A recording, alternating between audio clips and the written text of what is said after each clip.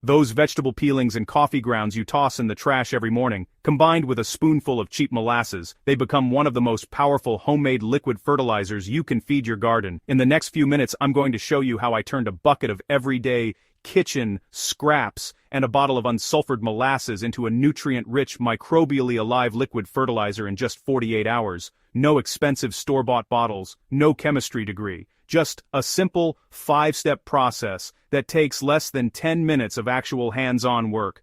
By the end of this video, you'll have the exact recipe and method to make this yourself, and your plants will respond within days. Here's why this works so well, and why most gardeners never think to try it. Kitchen scraps like vegetable peelings, crushed eggshells, coffee grounds, and fruit trimmings are packed with potassium, nitrogen, calcium, and trace minerals. On their own, tossing them in soil takes weeks or months to break down. But when you add unsulfured molasses to the mix, everything changes. Molasses is loaded with natural sugars and micronutrients that act as rocket fuel for beneficial microbes. Those microbes break the scraps down rapidly, pulling the locked-up nutrients into a water-soluble liquid your plants can absorb almost immediately through their roots. It's the same basic principle behind fermented plant fertilizers used by professional organic growers, just simplified for your kitchen and backyard. So let me be clear about the transformation here. We are going from a pile of food waste that would normally sit in a landfill or take months to decompose in a compost pile, to a ready-to-use, nutrient-dense organic liquid fertilizer in just 2 days. That's the from X to Y of this entire video.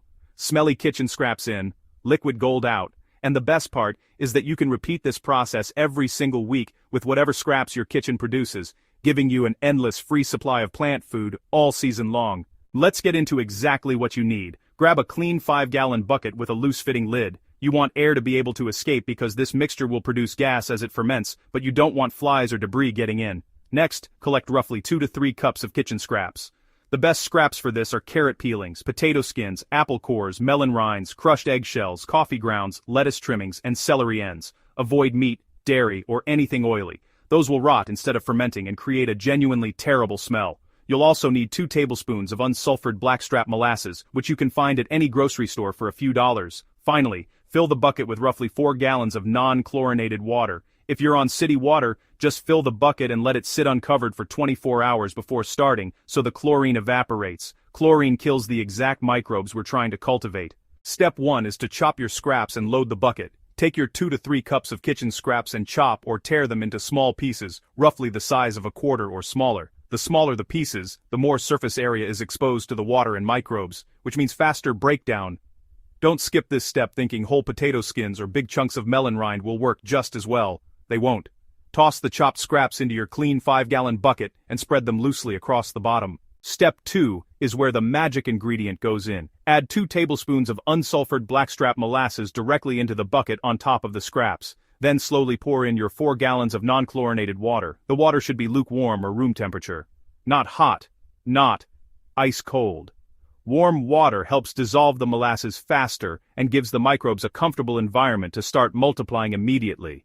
Once the water is in, take a long stick or wooden spoon and stir everything thoroughly for about 60 seconds. You want that molasses fully dissolved and the scraps floating freely throughout the water. Step 3 is simple but critical. After that initial stir, place the loose-fitting lid on top of the bucket. Do not snap it tight or seal it. Fermentation produces carbon dioxide, and a sealed bucket will build pressure and could pop its lid or even crack. Set the bucket in a warm location. A garage, a covered patio, or a sunny spot in the yard all work perfectly. The ideal temperature range is between 70 and 85 degrees Fahrenheit. Then, and this is important, come back every 12 hours and give the mixture a good 2-minute stir. Stirring introduces oxygen, which keeps the beneficial aerobic microbes active and prevents the mixture from going anaerobic and smelling like sewage. 2 stirs a day for 2 days. That's 4 total stirs, and the only ongoing effort required. Now, quick pause before we get to the final steps. If you're finding this useful and you want more practical organic gardening methods like this one, take a second and hit that like button. It genuinely helps this video reach more gardeners who need it. And if you're not subscribed yet, go ahead and subscribe so you don't miss the next one. Alright, let's keep going. Step 4 happens at the 48-hour mark. When you remove the lid, you should notice a few key signs that your liquid fertilizer is ready. First, the color of the water will have changed from clear to a rich dark amber or tea brown color. That color means nutrients have leached out of the scraps and into the water. Second, you might see small bubbles on the surface, or a slight earthy yeasty smell. That's the beneficial microbial activity from the molasses doing its job. If it smells mildly earthy or like bread, you're right on track. If it smells strongly rotten or sulfuric, that means it went anaerobic, likely from not stirring enough. But don't throw it out. Just stir it vigorously, leave the lid off for a few hours, and stir again. It usually recovers. Step 5 is straining and diluting for use.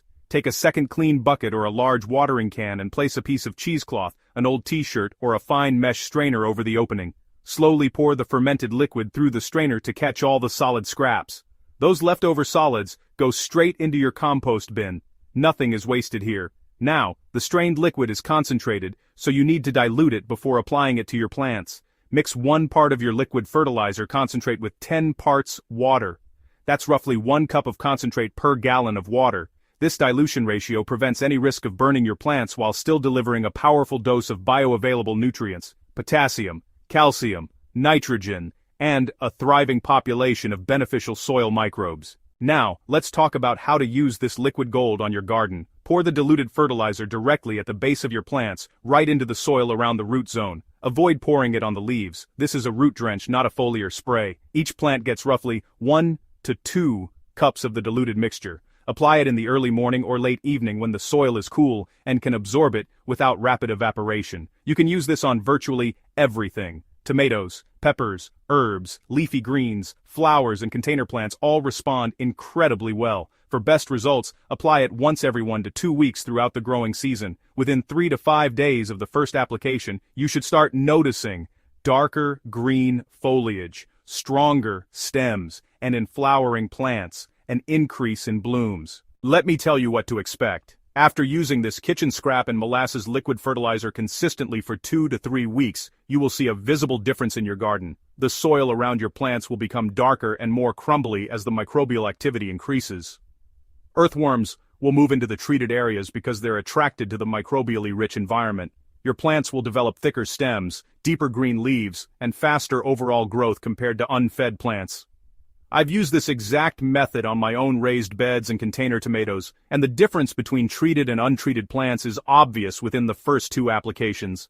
This is not a gimmick or a hack, it's basic soil biology working exactly as nature intended, just accelerated with a little molasses. So, let's recap the entire process. You chop 2 to 3 cups of kitchen scraps, vegetable peelings, coffee grounds, crushed eggshells, fruit trimmings, into small pieces and drop them in a 5-gallon bucket. You add 2 tablespoons of unsulfured blackstrap molasses and 4 gallons of non-chlorinated water. You stir it well, cover it loosely, and stir again every 12 hours. After 48 hours, you strain the liquid, dilute it 1 to 10 with water, and pour it directly at the base of your plants. That's it. 5 steps, 10 minutes of hands-on work, and you've created a free, organic, nutrient-rich liquid fertilizer from scraps that were headed for the trash.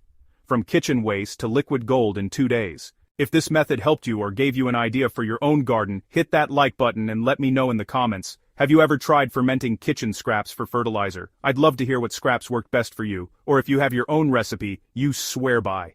Drop it in the comments so we can all learn from each other. And if you're not subscribed yet, subscribe and hit the bell so you catch the next video. I've got more simple, no-cost organic gardening methods coming that you won't want to miss. Thanks for watching, and I'll see you in the next one.